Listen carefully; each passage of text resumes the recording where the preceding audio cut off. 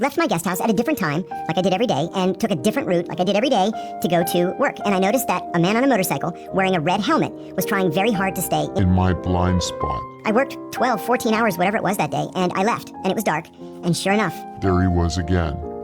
There's a definition of surveillance. It's multiple sightings at time and distance. So I've seen him multiple times, at different times of the day, and at different places. I'm definitely under surveillance. I got up at 5 o'clock in the morning, got in the car, drove a block, there he was again. So when I got to the office, I said to the security officer, I am under surveillance. I'm 100% sure that I'm under surveillance. He said, well, let's wait until the chief comes in. When the chief finally came in, I told him the story, and he said, well, you know what you have to do. I said, I know. I'm gonna kill him if I see him this afternoon. I was worried about it all day, and all my coworkers came up to me that day to slap me on the back and say, don't worry, we're all gonna be out there, we're gonna have a whole security team. I said, I know, but I never killed anybody before, and I'm so worried that he's gonna kill me before I get a clear shot at him.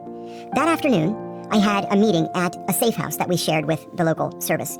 And on my way out at the end of the meeting, and I don't know why I did this, but I turned around and I said, General, are you following me?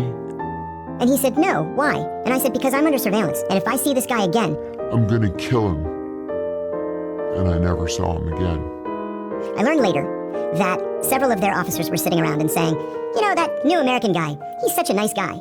Nobody's that nice. I wonder if he's being nice just to try to make us drop our guard. And they decided to put the worst surveillance officer in their entire intelligence service on me. And if I hadn't said something that afternoon, he would be in the ground today. Really sure what to expect. And there's a knock on the door, and you say, who is it? And then the door opens, and it's these two guys, and one of them is holding a vacuum cleaner, and they're saying, housekeeping, senor, housekeeping. And I go, I don't need housekeeping, I don't need housekeeping. And then the second guy behind him, pulls out a gun, he goes, bang, bang! He shoots me with 2 paint pellets. I go, fuck! I said, I never saw that coming.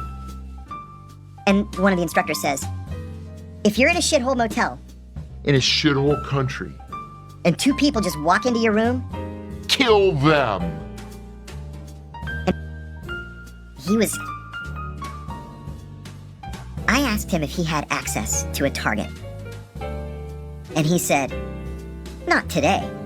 But I could fuck her if I wanted to. I said, get out of here. He goes, she's been flirting with me for 40 years. I said, well, she has something that I want. Can you get close enough to her to get it? And he said, yeah. I said, then get it. So he triggered the meeting to say, he fucked her. And she gave him everything that I had asked for. And he wanted to give it to me.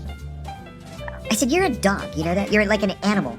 I said, you're an old man. You're older than my father, I told him. And you're banging women to get information from them? He's like, this is the life we've chosen for ourselves. So, Mitchell and Jessen begin torturing him. Mercilessly. And they waterboard him. 83 times. But why would you waterboard somebody 83 times? Because the first 82 times it didn't work. Right? He didn't give you anything. He didn't give you anything at all. In fact, he just clammed up. So what they did was they went into the FBI computers. They pulled out Ali Soufan's reports.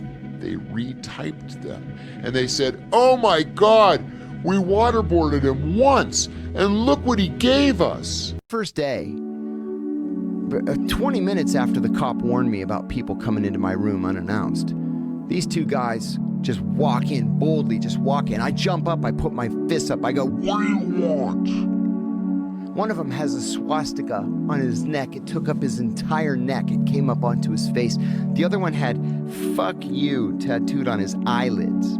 So I go, what do you want? And the swastika guy says, you the new guy? I said, yeah, so? And he says, you a fag? I said, no, I'm not a fag. He said, you a rat?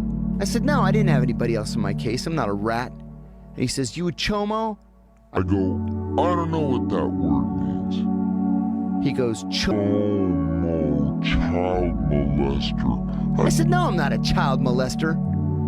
And he goes, okay, you could sit with the Aryans in the cafeteria. And I was like, oh, I guess I'm with the Aryans now. Grand. So he pulls out the Polaroids. And again, these are like hardcore, gay, anal. And he lays them out.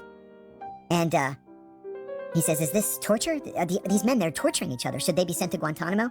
And these guys are old, so they're like, they have their trifocals on, and they're like, one of them picks it up and he goes, like this. He goes, Oh, not good. This haram. Not good. and the other one, he hands it to the other one. Oh, no. This not good. And they just set it down. And they just look at him. Like, damn it. Nothing's happening. Which began by using, experimentally. What the CIA did was they started by, Dosing their own employees without telling them. let's see what happens, see what they say, see how it feels, see if we can control them, see if We can plant memories that didn't actually happen. And then they decided, no, it's not a good idea to dose our own people. Let's just dose strangers out in public.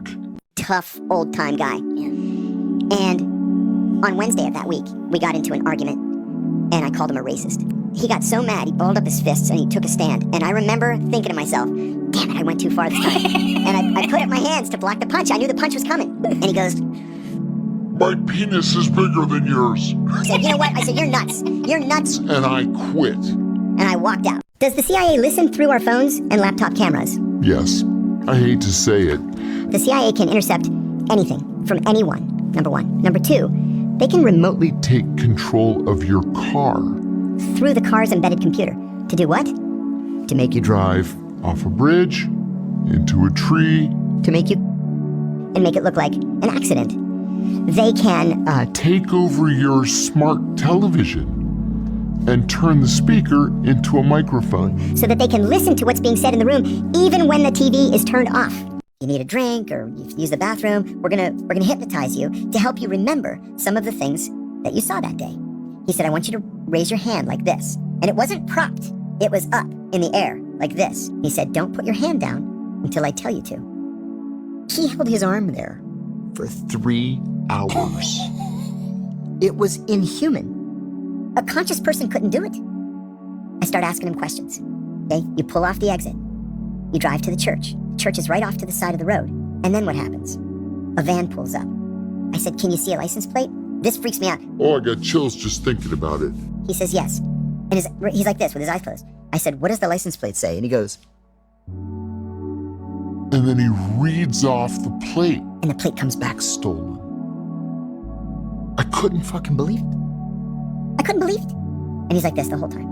And he went on like this. It was this long, elaborate, 3-hour-long story. I hired a security team on my own, which was kind of funny because I hired them from Washington. They said, where are you going to stay? And I said, I'm not sure. I'm trying to find a little guest house. And they said, well, the Intercontinental Hotel is the best hotel in the city. It's not great, but it's the best. And I said, no, look, if all the Westerners are staying at the Intercontinental Hotel, which hotel are they going to blow up? The Intercontinental Hotel. They blew it up. While I was there, Well, I was on the balcony. I was like, good Lord, what was that?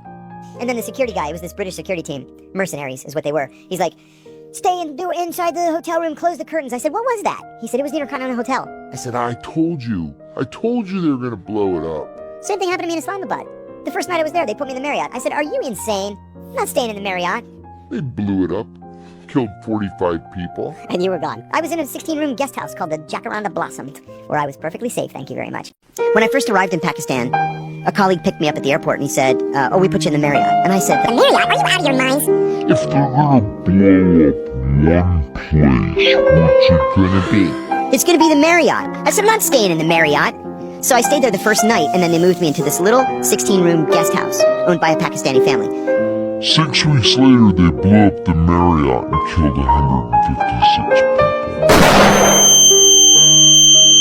So I was in this little, with the truck bomb made a crater so deep. That water was seeping in from the water table. That's how big this bomb was. I'm like, you see? What did I tell you? Things like murder, rape, robbery. Bestiality. And the guy says, what was that last one? And my friend says, I knew I had him. he goes, bestiality. The guy says, what's that mean? And my friend says, It's actually very common. he says, everybody does it. It's having sex with an animal. And the guy says, I may have done that 3 times. and my friend says, okay, well, like I said, everybody does it. But just so we can get past it for the purpose of the polygraph, in what cases would you have sex with an animal? The guy says, Well, sometimes when I have a fight with my wife, to get back at her, I go to the barn, And I bugger the horse. because it's her horse. He said he gets up on a step stool, and he gets the horse. And he's like, okay, And you've done this more than once? He said, I may have done it. couple, 3 times. So he said, needless to say, they escorted him out of headquarters and took his badge and said, don't ever come back. Yes. But I never had to deal with anything.